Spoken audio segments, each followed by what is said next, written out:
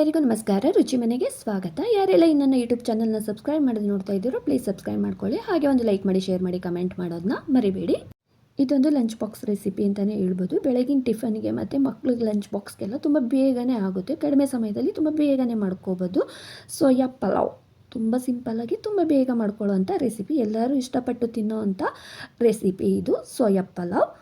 ಹೇಗೆ ಮಾಡೋದು ಅಂತ ನೋಡೋಣ ಬನ್ನಿ. ಇವಾಗ ಒಂದು ಮಿಕ್ಸಿ ಜಾರಿಗೆ ಶುಂಠಿ, ಬೆಳ್ಳುಳ್ಳಿ, ಹಸಿಮೆಣ್ಸಿನ್ಕಾಯಿ, ಖಾರಕ್ಕೆ ನಮಗೆ ಎಷ್ಟು ಬೇಕೋ ಅಷ್ಟು ಹಸಿಮೆಣ್ಸಿನ್ಕಾಯಿ, ಪುದೀನ ಮತ್ತು ಸ್ವಲ್ಪ ಕೊತ್ತಂಬರಿ ಸೊಪ್ಪು, ಇದಿಷ್ಟಕ್ಕೂ ಸ್ವಲ್ಪ ನೀರು ಹಾಕ್ಬಿಟ್ಟು ನುಣ್ಣಗೆ ಪೇಸ್ಟ್ ಮಾಡ್ಕೋಬೇಕು. ಇವಾಗ ಬಿಸಿ ನೀರಿಗೆ ಸೋಯಾನ ಒಂದು 10 ನಿಮಿಷ ನೆನೆಸಿಡೋಣ. ಇದು ನೆನೆಯೋ ಅಷ್ಟರಲ್ಲಿ ನಾವು ತರಕಾರಿಗಳೆಲ್ಲ ಕಟ್ ಮಾಡಿಕೊಂಡು ಇವಾಗ ಒಂದು ಕುಕ್ಕರ್ಗೆ ಎಣ್ಣೆ ಚೆನ್ನಾಗಿ ಕಾದ ನಂತರ ಇವಾಗ ಪಲಾವ್ ಮಸಾಲೆಗಳು ಇರುತ್ತಲ್ಲ, ಪಲಾವ್ ಮಸಾಲೆಗಳನ್ನೆಲ್ಲ ಸೇರಿಸ್ಬೇಕು. ಎಣ್ಣೆ ನಾವು ನೋಡ್ಕೊಂಡು ಹಾಕೋಬೇಕು.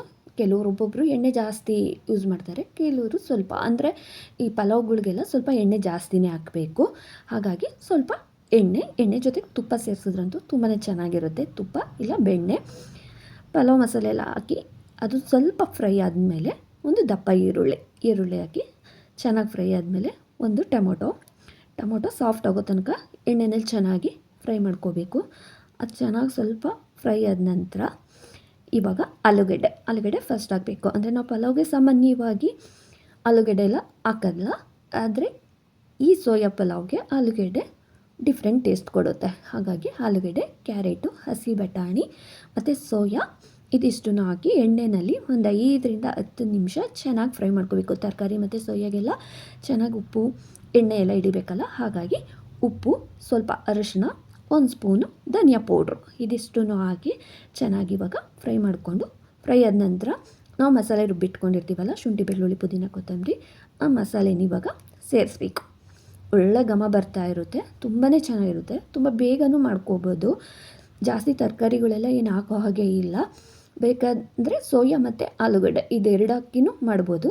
ಈಗ ಮಸಾಲೆ ಎಲ್ಲ ಹಸಿ ವಾಸನೆ ಹೋದ ನಂತರ ಇವಾಗ ಅಕ್ಕಿನ ಒಂದು 2 ಗ್ಲಾಸ್ ಹಾಕಿದ್ರೆ ಒಂದು 3 ಗ್ಲಾಸ್ ನೀರು ಹಾಕಿದ್ರೆ, ಅಕ್ಕಿ ಯಾವ ಗ್ಲಾಸಲ್ಲಿ ಹಾಕಿರ್ತೀರೋ ಅದೇ ಗ್ಲಾಸಲ್ಲಿ 1 ಗ್ಲಾಸ್ ಅಕ್ಕಿಗೆ 1.5 ಗ್ಲಾಸ್ ನೀರು ಹಾಕ್ತೀವಲ್ಲ, ಹಾಗೆ ನೀರು ನೋಡಿಕೊಂಡು ನೀರು ಹಾಕಿ ಇದು ಒಂದು ಸ್ವಲ್ಪ ಕುದಿ ಬಂದ ನಂತರ ಬಿರಿಯಾನಿ ಮಸಾಲೆ 1 ಸ್ಪೂನು ಇಲ್ಲ 1.5 ಸ್ಪೂನ್ ಹಾಕಿದ್ರೆ ಸಾಕು. ಬಿರಿಯಾನಿ ಮಸಾಲೆ 1 ಸ್ಪೂನು ತುಪ್ಪ ಹಾಕಿ ಇವಾಗ ನಾವು ಉಪ್ಪು ಮತ್ತು ಖಾರ ಎಲ್ಲ ಕರೆಕ್ಟಾಗಿದೆಯಾ ಅಂತ ನೋಡ್ಕೋಬೇಕು. ಅವಾಗ ಯಾವಾಗೂ ನಾನು ಉಪ್ಪು ಒಂದು ಸ್ವಲ್ಪ ಜಾಸ್ತಿನೇ ಆಗ್ತಾಯಿದ್ದೆ. ಅವಾಗ ನಮ್ಮ ಅತ್ತಿಗೆ ಹೇಳಿದ್ರು, ಎಲ್ಲ ಆದಮೇಲೆ ಒಂದು ಸ್ವಲ್ಪ ಟೇಸ್ಟ್ ನೋಡು, ಉಪ್ಪು ಜಾಸ್ತಿ ಆಗಿದೆಯಾ ಕಮ್ಮಿ ಆಗಿದೆಯಾ ಗೊತ್ತಾಗುತ್ತೆ ಅಂತ ಹೇಳಿದ್ರು. 1 ವಿಜಿಲ್ ಇಲ್ಲ 2 ವಿಜಿಲ್ ಬಂದರೆ ಸಾಕು, ಸೋಯಾ ಪಲಾವ್ ರೆಡಿ. ಇದು ರಾಯ್ತ ಜೊತೆಗಂತೂ ತುಂಬಾ ಚೆನ್ನಾಗಿರುತ್ತೆ. ನೋಡ್ತಾ ಇದ್ದೀರಲ್ಲ ಎಷ್ಟು ಚೆನ್ನಾಗಿದೆ. ಮಕ್ಕಳ ಲಂಚ್ ಬಾಕ್ಸ್ಗೆ ಮತ್ತು ಬೆಳಗಿನ ತಿಂಡಿಗೆ ಯಾರಾದರೂ ಗೆಸ್ಟ್ ಬಂದರೆ ತುಂಬ ಬೇಗನೆ ಮಾಡ್ಕೊಳ್ಳೋವಂಥ ರೆಸಿಪಿ ಇದು. ಸೋಯಾ ಪಲಾವ್ ರೆಡಿ ಆಯಿತು. ಮೊಸರು ಜೊತೆಗಂತೂ ತುಂಬಾ ಚೆನ್ನಾಗಿರುತ್ತೆ. ರಾಯ್ತ ಮಾಡ್ಕೊಂಡ್ರೆ ಇದ್ರ ಜೊತೆಗಂತೂ ತುಂಬ ಚೆನ್ನಾಗಿರುತ್ತೆ. ಟೇಸ್ಟ್ ಅಂತೂ ಮತ್ತೊಂದು ಸಾರಿ ಮಾಡಬೇಕು ಅಂತ ಅನ್ನಿಸ್ಬೇಕು, ಅಷ್ಟು ರುಚಿಯಾಗಿರುತ್ತೆ. ಟಿಫನೆಲ್ಲ ಮಾಡಿಕೊಟ್ಟು ಮಕ್ಕಳನ್ನೆಲ್ಲ ಕಳಿಸಿದಾದ್ಮೇಲೆ ಮನೆಯೆಲ್ಲ ಕ್ಲೀನ್ ಮಾಡಿ ನಾವಿನ್ನು ಪೂಜೆ ಮಾಡಬೇಕು ಶುಕ್ರವಾರ ಅಂದ್ಕೊಂಡು, ಆಮೇಲೆ ಇದ್ದಕ್ಕಿದ್ದಂಗೆ ಬಂಡಿ ಮಂಕಾಳಮ್ಮನ ದೇವಸ್ಥಾನಕ್ಕೆ ಹೋಗೋಣ ಅಂತ ಅಂದ್ಕೊಂಡ್ವಿ. ಸರಿ ಅಂತ ಅಣ್ಣ ಬೇರೆ ಪುರಿ ಜಗನ್ನಾಥ ದೇವಸ್ಥಾನಕ್ಕೆ ಹೋಗಿದ್ರು. ಅಲ್ಲಿನ ಪ್ರಸಾದ ತೊಗೊಬಂದಿದ್ರು. ನಾವು ಇದೇನಿದೆ ಈ ಥರ ಕೊಟ್ಟಿದ್ದಾರೆ ಪ್ರಸಾದ ಅಂತ ನೋಡ್ತಾ ಇದ್ವಿ.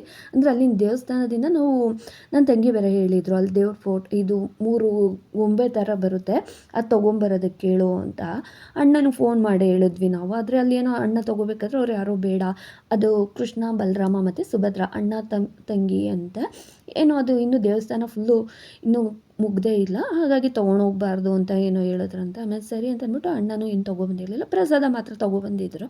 ಅಂದರೆ ನೈಟ್ ತೊಗೊಬಂದು ಅಲ್ಲಿ ಇಟ್ಟಿದ್ದಾಗ ನಾವು ಇದೇನಿದೆ ಈ ಥರ ಇದೆ ಅಂದ್ಕೊಂಡಿದ್ವಿ. ಅವರೇ ಒಂದು ಪೌಚ್ ಥರ ಕೊಟ್ಟಿದ್ರು, ಅದರಲ್ಲಿ ಅಕ್ಕಿ ಹಾಕ್ಕೊಟ್ಟಿದ್ರು. ಪೂಜೆ ಮಾಡೋರು ಒಂದೊಂದು ಅಕ್ಕಿ ಕಾಳನ್ನ ಬಾಯಿಗೆ ಹಾಕ್ಕೋಬೇಕಂತೆ ಅಂತ ಹೇಳಿದ್ರು. ನಾವು ಇದು ಬುಟ್ಟಿ ನೋಡಿನೇ ಏನೋ ಒಂಥರ ಚೆನ್ನಾಗಿತ್ತು. ಇದು ಬುಟ್ಟಿ ಪ್ರಸಾದ ತೊಗೊಬಂದಿದ್ದು. ಇದೇ ಹೀಗಿದೆ ಅಂತ ನೋಡಿದ್ರೆ ಏನೋ ಒಂಥರ ಸ್ವೀಟ್ಸು ಮತ್ತು ಖಾರ ಎರಡೂ ಇದೆ ಪ್ರಸಾದ ಇದರಲ್ಲಿ. ಇದೇ ಕೆಂಪುದು, ಇದ್ರ ಒಳಗಡೆ ಅಕ್ಕಿ ಕೊಟ್ಟಿರೋದು. ಒಂದೊಂದೇ ಕಾಳು ಹಾಕ್ಕೋಬೇಕಂತ ಅದೆಷ್ಟು ಚೆನ್ನಾಗಿ ಹೊಲ್ದಿದ್ದಾರೆ. ಹೊಲ್ದ್ಬಿಟ್ಟು ಅದ್ರೊಳಗಡೆ ಅಕ್ಕಿ ಹಾಕ್ಕೊಟ್ಟಿದ್ದಾರೆ. ನನಗೆ ಫಸ್ಟು ಗೊತ್ತಿರಲಿಲ್ಲ, ಎತ್ತೋಕ್ಕೋಗಿನೇ ಚೆಲ್ಬಿಟ್ಟಿದ್ದೆ ನಾನು.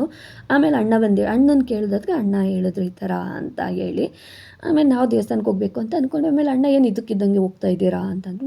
ಅಂತಂದ್ವಿ. ತುಂಬ ದಿವಸದಿಂದ ಅನ್ಕೋತಾ ಇದ್ವಿ, ತುಂಬ ವರ್ಷಗಳೇ ಆಗೋಗಿತ್ತು. ನಾನು ಒಂದೇ ಸಾರಿ ನೋಡಿದ್ದು ಬಂಡೆ ಮಂಗಳಮ್ಮನ ದೇವಸ್ಥಾನನ, ಅದಕ್ಕೆ ಹೋಗಬೇಕು ಅಂತ ಅಂದ್ಕೊಂಡು. ಆಮೇಲೆ ನನ್ನ ತಂಗಿನೂ ಬರ್ತೀನಿ ಅಂದರು. ಆಮೇಲೆ ಊರವರು ತುಂಬ ಜನ ಹೋಗ್ತಾಯಿದ್ರು ದೇವಸ್ಥಾನಕ್ಕೆ. ಹಾಗಾಗಿ ಹೋದ್ವಿ. ನಾವು ಮೆಟ್ರೋಗೆ ಹೋಗೋಣ ಅಂತ ಹೋದ್ವಿ. ಆದರೆ ನಮ್ಮ ಮನೆ ಹತ್ರ ಅಕ್ಕರೆಲ್ಲರೂ ಅವ್ರು ಬಸ್ಗೆ ಹೋಗ್ಬೇಕು ಅಂದ್ಬಿಟ್ಟು ವೆಯ್ಟ್ ಮಾಡ್ತಾಯಿದ್ರು. ಅವ್ರ ಜೊತೆಯೇ ಹೋಗೋಣ ಅಂತ ಅಂದ್ಬಿಟ್ಟು ನಾವು ದೇವಸ್ಥಾನದ ಹತ್ರ ಬರೋ ಅಷ್ಟರಲ್ಲಿ 11 ಗಂಟೆ ಆಗೋಯಿತು. ತುಂಬ ರಶ್ ಇತ್ತು. ಅಲ್ಲಿ ಬೇರೆ ನಮಗೆ ನ್ಯಾಷನಲ್ ಕಾಲೇಜ್ ಹತ್ರ ಅಲ್ಲಿ ಬೇರೆ ಆಟೋ ಬುಕ್ ಮಾಡ್ತಾ ಇರ್ಬೇಕಾದ್ರೆ ಅವ್ರು ಯಾರೋ ಹಾಗೆ ಕರ್ಕೊಂಡು ಹೋಗ್ತೀವಿ ಅಂತ ಹೇಳಿದ್ರು. ಅಲ್ಲೊಂದು ಸ್ವಲ್ಪ ಕಿರಿಕಾಯಿತು.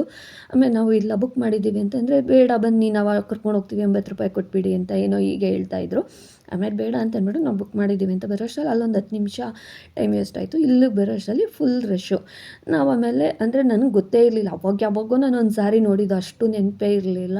ಆಮೇಲೆ 100 ರೂಪೀದು ಟೋಕನ್ ತೊಗೊಂಡು ಹೋಗೋಣ ಅಂತ ಅಕ್ಕಾರು ಹೇಳಿದ್ರು. ಸರಿ ಅಂತಂದರೆ ಅಲ್ಲಿ ಟೋಕನ್ ತೊಗೊಳೋದು ತುಂಬ ರಶ್ ಇದೆ. ಒಬ್ಬೊಬ್ರು ಅಂತ ಅಲ್ಲಿ ಹೋಗ್ಬೇಕಾದ್ರೆ ತೊಗೊಳ್ಳಿ, ತಂದುಕೊಡಿ, ಟೋಕನ್ ಕೊಡಿ ಅಂತ ಅಂದರೆ ಅವ್ರ ಪಾಪ ತಂದುಕೊಡ್ತಾರೆ. ಇನ್ನೂ ಕೆಲವರು ಒಬ್ಬೊಬ್ರು ಹೇಳಿದ್ರೆ ಹೋಗಿ ನೀವು ಲೈನಲ್ಲಿ ಬನ್ನಿ ಅಂತ ಹೇಳ್ತಾರೆ. ನಾವು ಹಾಗೆ ಅಲ್ವಾ ಹೇಳ್ತಾ ಇದ್ದಿದ್ದು ಅಂತ ಅಂದ್ಕೊಂಡು ಸರಿ ಅಂದರೆ ಇನ್ನೊಬ್ಬರು ಪಾಪ ಅವ್ರು ಯಾರೋ ಕೊಡಿ ನಾವು ತಂದು ಕೊಡ್ತೀವಿ ಅಂತ ಹೇಳಿದ್ರು. ಪ್ರತಿಯೊಂದು ದೇವ್ರೂ ಈ ಬಂಡೆ ಮಂಗಳಮ್ಮ ದೇವಸ್ಥಾನದಲ್ಲಿ ಇಲ್ಲೇ ಇದೆ ಅಂತ ಅನ್ಬೋದು. ಅಂದರೆ ಬೆಳಗ್ಗೆ ಹೋದ್ರೆ ಮಾತ್ರ ತಲೆ ಮೇಲೆ ನೀರು ಹಾಕ್ತಾರೆ ಅಂತ ಹೇಳಿದರು. ಆಮೇಲೆ ನಾವು ಬಂದಿದ್ದ ಟೈಮಲ್ಲೂ 12 ಗಂಟೆ 12:30 ಆಗೋಗಿತ್ತು. ನಾವು ದರ್ಶನ ಮಾಡೋ ಅಷ್ಟರಲ್ಲಿ ಆವಾಗೂ ತಲೆ ಮೇಲೆ ನೀರು ಹಾಕ್ತಾಯಿದ್ರು. ಆದರೆ ತುಂಬ ರಶ್, ದೇವ್ರು ನೋಡೋದಕ್ಕೂ ಆಗೋಲ್ಲ, ನುಗ್ಗಲು ಜಾಸ್ತಿ. ಹಾಗಾಗಿ ತಳ್ಳಿಬಿಡ್ತಾರೆ. ಆಯ್ತಲ್ಲ ನಡೀರಿ ಅಂತ ಇರ್ತಾರೆ. ಆದರೆ ಅಮ್ಮನಂತೂ ನೋಡಿ ತುಂಬಾ ಖುಷಿಯಾಯಿತು. ಏನೋ ಒಂಥರ ನೆಮ್ಮದಿ. ದೇವಸ್ಥಾನಗಳಿಗೆ ಹೋದರೆ ಹೊರಗಡೆ ಬರೋದಕ್ಕೆ ಮನಸ್ಸು ಬರೋಲ್ಲ. ಇಲ್ಲೇ ಅಲ್ಲ, ಬಂಡೆ ಮಂಗಳಮ್ಮನ ದೇವಸ್ಥಾನನೇ ಅಲ್ಲ, ಬೇರೆ ಯಾವ ದೇವಸ್ಥಾನಕ್ಕೆ ಹೋದ್ರೂ ಅಷ್ಟೇ, ದೇವಸ್ಥಾನ ಬಿಟ್ಟು ಬರೋದಕ್ಕೆ ಮನಸ್ಸಿರಲ್ಲ. ಅಕ್ಕವ್ರು ನಮ್ಮ ಜೊತೆ ಬಂದವರು ಅಕ್ಕವ್ರು ಆಗಲೇ ಹೋಗಿ ಪ್ರಸಾದ ಎಲ್ಲ ಇಸ್ಕೊಂಬಿಟ್ಟಿದ್ರು. ನಾವು ನೋಡಿದ್ರೆ ಇನ್ನೂ ದೇವಸ್ಥಾನದ ಒಳಗಡೆನೇ ಇದ್ವಿ. ಅವ್ರು ಎಲ್ಲಿದ್ದಾರೆ ಅಂತ ಅಂದ್ಬಿಟ್ಟು ನಾವು ಅಲ್ಲೆಲ್ಲ ಹುಡುಕ್ತಾ ಇದ್ದೀವಿ. ಅವ್ರು ಆಗಲೇ ಪ್ರಸಾದ ಇಸ್ಕೊಂಬಿಟ್ಟಿದ್ರು. ಆಮೇಲೆ ಅವಳು ನನ್ನ ತಂಗಿ ಬಂದು ಅಕ್ಕರೆಲ್ಲ ಅಂತ ನನಗೆ ಕೇಳಿದೆ. ನಿನ್ನ ಜೊತೆ ಇದ್ರಲ್ಲ ಎಲ್ಲ ಅಂತ ನಾನಂದೆ. ಆಮೇಲೆ ಅವ್ರನ್ನ ಹುಡ್ಕೊಂಡು ಒಳಗಡೆನೇ ಒಂದು 5 ನಿಮಿಷ ಹುಡುಕಿದ್ವಿ, ಎಲ್ಲೂ ಸಿಕ್ಕಿಲ್ಲ. ಎಲ್ಲೋದ್ರು ಇವರು ಅಂದ್ಕೊಂಡು ನಮಗೆ ನಾವು ಬಂದಿದ್ದ ಗೇಟಿಂದನೇ ಬರಬೇಕಾ ಇಲ್ಲ ಆ ಕಡೆಯಿಂದ ಬರಬೇಕಂತ ನಮಗೂ ಗೊತ್ತಾಗಿಲ್ಲ. ಆಮೇಲೆ ನೋಡಿದ್ರೆ ಪ್ರಸಾದದ ಹತ್ರ ಇದ್ದರು. ಅಲ್ಲಿ ಬಂದು ನಾವು ಪ್ರಸಾದ ಎಲ್ಲ ಇಸ್ಕೊಂಡು ಪ್ರಸಾದ ತಿಂದಿದ್ದಾದಮೇಲೆ ಇನ್ನು ಹೊರಡೋಣ ಅಂತ ಬಂದ್ವಿ. ಒಂದು ಫೋಟೋ ಆದರೂ ತೊಗೊಳ್ಳೋಣ ಅಂತ ಅಂದ್ಕೊಂಡ್ವಿ. ಆಮೇಲೆ ನಾನು ಬೇರೆ ದಾರ ಓಂ ಶಕ್ತಿಗೆ ಹೋದಾಗ ಪ್ರತಿ ಸತಿ ಓಂ ಶಕ್ತಿಗೆ ಹೋದಾಗೂ ದಾರ ಕೈ ಕಟ್ಟಿಸ್ಕೊಂಡು ಬರ್ತಾಯಿದ್ವಿ. ಆದರೆ ಈ ಸಾರಿ ಓಂ ಶಕ್ತಿಗೆ ಹೋಗಿದ್ದು ನಾವು ನೈಟ್ ಆಗೋಗಿತ್ತಲ್ಲ, 10 ಗಂಟೆ 11 ಗಂಟೆ ನಾವಲ್ಲಿ ಪ್ರಸಾದ ತಿಂದಾಗ 11 ಗಂಟೆ ಆಗೋಗಿತ್ತಲ್ಲ. ಹಾಗಾಗಿ ದಾರ ಎಲ್ಲ ತೊಗೊಳೋದಕ್ಕಾಗಿರಲಿಲ್ಲ. ಅದಕ್ಕೋಸ್ಕರ ಇಲ್ಲೇ ಬಂಡೆ ಮಂಗಳಮ್ಮನ ದೇವಸ್ಥಾನಕ್ಕೆ ಬಂದಿದ್ವಲ್ಲ, ಇಲ್ಲೇ ಒಂದು ದಾರ ತೊಗೊಳ್ಳೋಣ ಅಂದ್ಕೊಂಡು ಬಂದ್ವಿ. ಇನ್ನು ನಾವೆಲ್ಲರೂ ಮತ್ತೆ ಮೆಟ್ರೋ ಸ್ಟೇಷನ್ಗೆ ಹೋಗಿ ಅಲ್ಲಿಂದ ಮೆಟ್ರೋಗೆ ಬಂದು ಮತ್ತೆ ಅಲ್ಲಿಂದ ಮೆಟ್ರೋಗೆಯಿಂದ ನಮ್ಮ ಮನೆಗೆ ಬರೋ ಅಷ್ಟರಲ್ಲಿ 1 to ಡಬಲ್ ಆಗೋಗುತ್ತೆ ಅಮೌಂಟ್ ಎಲ್ಲ. ಹಾಗಾಗಿ ಲೆಕ್ಕ ಹಾಕಿದ್ವಿ, 6 ಜನ ಇದ್ದೀವಿ, 2 ಆಟೋ ಮಾಡ್ಕೊಂಡು ಹೊರಟೋದ್ರೆ ಆರಾಮಾಗಿ ಹೋಗ್ಬೋದು ಅಂತ ಅಂದ್ಕೊಂಡು ಬೇಗನೆ 1:30ಗೆಲ್ಲ ಮನೆಗೆ ಬಂದುಬಿಟ್ವಿ. ಅಲ್ಲಿ ದರ್ಶನ ಮಾಡಿದ್ದೆ ನಮ್ದು 12:30 ಆಯಿತು. ಒಂದು 10 ನಿಮಿಷ ಪ್ರಸಾದ ಎಲ್ಲ ಇಸ್ಕೊಂಡು ಹೊರಗಡೆ ಬಂದು ಅಲ್ಲಿಂದ ಆಮೇಲೆ ಆಟೋ ಮಾಡ್ಕೊಂಡು ಬಂದು 1:30ಗೆಲ್ಲ ಮನೆಗೆ ಬಂದ್ವಿ. ಬಂದಿದ್ದಾದಮೇಲೆ ಮೌನ ಸೀರೆಗಳೆಲ್ಲ ಪಾಪ ಅವಳು ತೊಗೊಬಂದಿದ್ದ ಸೀರೆಗಳು ಇದೆಲ್ಲ ಹಾಗೆ ಇತ್ತು. ಅದಕ್ಕೆ ಅವ್ರ ಮನೆಯವ್ರು ಬರ್ತಾಯಿದ್ರು, ಕೊಟ್ಟು ಕಳಿಸ್ಬಿಡೋಣ ಸೀರೆಗಳೆಲ್ಲ ಅಂತ ಅಂದ್ಬಿಟ್ಟು. ಯಾವುದಾದ್ರೂ ಡ್ಯಾಮೇಜ್ ಆಯಿತಾ ಇನ್ನೂ ಒಂದು ಸಾರಿ ನೋಡೋಣ, ಇನ್ನು ಮತ್ತೆ ಊರಿಂದ ಎತ್ಕೊಂಬರೋದಕ್ಕಾಗಲ್ಲ, ಹಾಗಾಗಿ ಇಲ್ಲೇ ನೋಡ್ಬಿಟ್ಟು ಕೊಟ್ಟು ಕಳಿಸ್ಬಿಡೋಣ. ಅವರು ಬ್ಲೌಸ್ ಎಲ್ಲ ಸ್ಟಿಚ್ ಮಾಡಿಸ್ಬೇಕಾಗಿತ್ತಂತೆ. ಮತ್ತೊಂದು ಸಾರಿ ಎಲ್ಲನೂ ನೋಡಿಬಿಟ್ಟು ಸೀರೆ ಮತ್ತು ಬ್ಲೌಸ್ ಎಲ್ಲಾದರೂ ಏನಾದರೂ ಡ್ಯಾಮೇಜ್ ಆಗಿದೆಯಾ ಅಂತ ಎಲ್ಲ ನೋಡಿದ್ವಿ. ಏನೂ ಆಗಿರಲಿಲ್ಲ, ಎಲ್ಲ ಸೀರೆ ಚೆನ್ನಾಗಿತ್ತು. ಅದರಲ್ಲಿ ಒಂದು ಸೀರೆ ಮಾತ್ರ ಯಾಕೋ ಬಣ್ಣ ಒಂಥರ ಬ್ಲೌಸ್ ಸೀರೆಯಲ್ಲಿ ಸ್ವಲ್ಪ ಏನೋ ಡ್ಯಾಮೇಜ್ ಥರ ಕಾಣಿಸ್ತಾ ಇತ್ತು. ಹಾಗಾಗಿ ಆ ಸೀರೆನ ಹಾಗೆ ಎತ್ತಿಟ್ಟು ಇನ್ನೇನು ಮಿಕ್ಕಿದ ಸೀರೆಗಳೆಲ್ಲ ಕೊಟ್ಟು ಕಳಿಸ್ಬಿಡೋಣ ಅಂತ ಹೇಳಿ ಎಲ್ಲ ಸೀರೆಗಳೂ ಪ್ಯಾಕ್ ಮಾಡ್ತಾಯಿದ್ವಿ. ಮತ್ತು ನಮ್ಮ ಅತ್ತಿಗೆ ಊರು ಬೇರೆ ತುಂಬ ದೂರ ಇರೋದ್ರಿಂದ ನಾವು ಹೋಗೋದಕ್ಕೊಂದು ದಿನ ಬರೋದಕ್ಕೊಂದು ದಿವಸ ಅಂತಲೇ ಆಗೋಗುತ್ತೆ. ಹಾಗಾಗಿ ಏನಾದರೂ ಕೊಟ್ಟು ಕಳಿಸ್ಬೇಕು, ಅಲ್ಲಿಂದ ಇಸ್ಕೋಬೇಕು ಅಂತಂದ್ರೂ ನಾವು ಒಂದು ದಿವಸ ಫುಲ್ಲು ಅದಕ್ಕಂತಲೇ ಹೋಗಬೇಕು ಈ ಥರ. ಅದಕ್ಕೆ ಬೇರೆ ಪಾಪ ಅವರೆಕಾಯಿ ಕಿತ್ಕೊಬಂದು ಅವರು ಬನ್ನಿಯಮ್ಮ ಅವರೆಕಾಯಿ ಕಿತ್ತಿಟ್ಬಿಟ್ಟಿದ್ದೀರಿ, ಎತ್ಕೊಂಡು ಹೋಗಿದ್ರ ಅಂತಲೇ ಇದ್ದಾರೆ. ನಾವು ಹೋಗಿಲ್ಲ ಪಾಪ. ಅವ್ರು ಹೇಳ್ತಾನೆ ಇದೆ ಪ್ರತಿ ವರ್ಷ. ಅಂದರೆ ಈ ಸಾರಿ ಬೇರೆ ಅವರೆಕಾಯಿ ರಾಗಿ ಎಲ್ಲ ಬೆಳೆದಿದ್ರಲ್ಲ, ರಾಗಿ ತುಂಬ ಚೆನ್ನಾಗಿ ಬಂದಿತ್ತು, ಅವರೆಕಾಯಿ ತುಂಬ ಚೆನ್ನಾಗಿ ಬಂದಿದೆ. ಒಂದು ಸಾರಿ ಕೊಟ್ಟು ಕಳಿಸ್ಬಿಟ್ರೆ ಸಮಾಧಾನ. ನಮ್ಮ ಅತ್ತಿಗೆಯವ್ರ ಅಮ್ಮ ಇದ್ದಾಗೂ ಹಾಗೆಯೇ ಮಾಡ್ತಾಯಿದ್ದಿದ್ದು. ನಮ್ಮ ಅತ್ತಿಗೆಯವ್ರ ಅಮ್ಮ ಪಾಪ ಈ ರಾಗಿ, ಅವರೆಕಾಯಿ ಮತ್ತು ಆಲೂಗಡ್ಡೆ ಏನೇನು ಬೆಳೀತಾರೋ ತರಕಾರಿಗಳೆಲ್ಲ ಕೊಟ್ಟು ಕಳಿಸೋರು. ಪ್ರತಿ ವರ್ಷವೂ ನಮ್ಮ ಮನೆಗೆ ನುಗ್ಗೆ ಸೊಪ್ಪಿಂದ ಕೊಟ್ಟು ಕಳಿಸೋರು. ಇವಾಗ ನಮ್ಮ ಅತ್ತಿಗೆನೂ ಹಾಗೆ ಮಾಡೋದು. ಅವರಂತೂ ನೀವು ಬರ್ತೀರಾ ಇಲ್ವಾ, ನಾನೇ ಬಂದುಬಿಡ್ತೀನಿ, ಮೆಟ್ರೋ ಸ್ಟೇಷನ್ಗೆ ಬರ್ತೀನಿ, ಟಿನ್ ಫ್ಯಾಕ್ಟ್ರಿ ಹತ್ರ ಬನ್ನಿ ಇಸ್ಕೊಂಡೋಗಿ ಅಂತ ಹೇಳ್ತಾನೆ ಇದ್ದಾರೆ. ನಾವು ಅದಕ್ಕೆ ಸೀರೆಗಳಿತ್ತಲ್ಲ ಹಾಗೆ ಸೀರೆಗಳು ಕೊಟ್ಬಿಟ್ಟು ಬರ್ತೀವಿ ಇರೋ ಅಲ್ಲಿ ಟಿನ್ ಫ್ಯಾಕ್ಟ್ರಿ ಹತ್ರ ನೀವು ಬರೀರಾ ಅಂತಲೇ ಹೇಳ್ತಾಯಿದ್ವಿ. ಅಂದರೆ ನಮಗೂ ಮಕ್ಕಳು ಪ್ರತಿದಿನ ಕೆಲಸ ಅಮ್ಮನ ಕೈಲಿ ಬೇರೆ ಆಗಲ್ಲ. ಬೆಳಗ್ಗೆನೇ ಎದ್ದು ಮಾಡೋದಕ್ಕೆ 6 ಗಂಟೆಗೆಲ್ಲ ನಾವು ಟಿಫನ್ ರೆಡಿ ಮಾಡಿರಬೇಕು, ಮಕ್ಕಳು ಹೋಗ್ತಾರಲ್ಲ. ಹಾಗಾಗಿ ನಾವು ಊರಿಗೆ ಪದೇ ಪದೇ ಹೋಗೋದಕ್ಕಾಗಲ್ಲ. ಇನ್ನು ಮಕ್ಕಳನ್ನ ಹೋಗ್ರಿ ಅಂತಂದ್ರೆ ಅವರು ಶನಿವಾರ ಭಾನುವಾರ ಅಷ್ಟೇ ಪಾಪ, ಅದರಲ್ಲಿ ಭಾನುವಾರ ಒಂದಿನ ಮನೇಲಿರ್ತಾರೆ. ಇನ್ನು ಅವರೇಕಾಯಿ ಅಂದರೆ ಹೋಗಮ್ಮ ಇಲ್ಲೇ ತೊಗೊಳ್ರಿ ಅಂತ ಹೇಳ್ತಾರೆ. ಅದಕ್ಕೆ ನಾವು ಮಕ್ಕಳನ್ನು ಪಾಪ ಹೋಗು ಅಂತಲೂ ಹೇಳೋದಕ್ಕಾಗಲ್ಲ. ಇದು ನೋಡಿ ಪಾಪ ಅಣ್ಣನೇ ಇವಾಗ ಅವರೆಕಾಯಿ ಸೀಸನ್ ನಮ್ಮಮ್ಮ ಅಂತೂ ಅವರೆಕಾಯಿ ಇರಲೇಬೇಕು ನಮ್ಮಮ್ಮಂಗೆ. ಯಾವ್ಯಾವ ಸೀಸನಲ್ಲಿ ಏನೇನು ತಿಂತಾರೆ. ಫಸ್ಟೇ ಹಳ್ಳಿ ಅಲ್ವಾ, ನಮ್ಮ ಮನೇಲಿ ಫಸ್ಟು ನಾವೆಲ್ಲ ಹೊಲದಲ್ಲಿ ಬೆಳೀತಾ ಇದ್ವಿ, ಹಾಗಾಗಿ ಅದು ಅಭ್ಯಾಸ. ಇವಾಗ ಊರಲ್ಲಿ ಅದು ಹೊಲದ ಕಾಯಿ ಅಲ್ವಾ, ಅದಕ್ಕೆ ಅಲ್ಲೇ ಕಿತ್ಕೊಬಂದು ಕೊಡ್ತಾರಲ್ಲ, ಸೊಗಡಿ ಇರುತ್ತೆ ಅಂತ ಹೇಳಿ ಅಮ್ಮ ಹೇಳ್ತಾಯಿದ್ರು. ನಾವು ಅದಕ್ಕೋಸ್ಕರ ಇನ್ನು ಬೇಡ ಅಂತ ಪದೇ ಪದೇ ಹೇಳೋ ಆಗಿಲ್ಲ. ಇನ್ನು ಅದಕ್ಕೆ ಅಂತ ತುಂಬ ಬೇಜಾರು ಮಾಡ್ಕೋತಾರೆ ಅಂತ ಹೇಳಿ ಸರಿ ಬರ್ತೀವಿ ಅಂತ ಹೇಳ್ದು. ಹಾಗಾಗಿ ಸೀರೆಗಳನ್ನೆಲ್ಲ ಒಂದು ಸೀರೆ ಡ್ಯಾಮೇಜ್ ಆಗಿದ್ದಕ್ಕೆ ಎಲ್ಲ ಸೀರೆನೂ ಓಪನ್ ಮಾಡಿ ನೋಡೋ ಥರ ಆಗೋಯಿತು. ನಾವು ಶಾಪಲ್ಲೂ ಎಲ್ಲ ಓಪನ್ ಮಾಡಿ ನೋಡಿನೇ ತೊಗೊಂಬಂದಿದ್ದು, ಆದರೆ ಆ ಸೀರೆನೇ ಡ್ಯಾಮೇಜ್ ಆಗೋಗಿತ್ತು. ಅದಕ್ಕೋಸ್ಕರ ನೋಡೋಣ ಅಂತ ಹೇಳಿ ಇಲ್ಲಿ ಒಂದು ಸ್ವಲ್ಪ ಇದಾಯಿತು ಅಂತಂದರೆ ಸ್ವಲ್ಪ ಭಯ ಆಗೋದು. 2,500 3,000 ಕೊಟ್ಟು ಸೀರೆ ತೊಗೊಂಡು ಒಂದು ಸ್ವಲ್ಪ ಡ್ಯಾಮೇಜ್ ಆಯಿತು ಅಂತಂದರೆ ಅದನ್ನು ಉಡೋದಕ್ಕೂ ಮನಸ್ಸು ಬರೋದಿಲ್ಲ, ಸುಮ್ಮನೆ ವೇಸ್ಟ್ ಆಗುತ್ತೆ ಆ ಸೀರೆ. ಹಾಗಾಗಿ ನೋಡ್ತಾ ಇದ್ರಿ.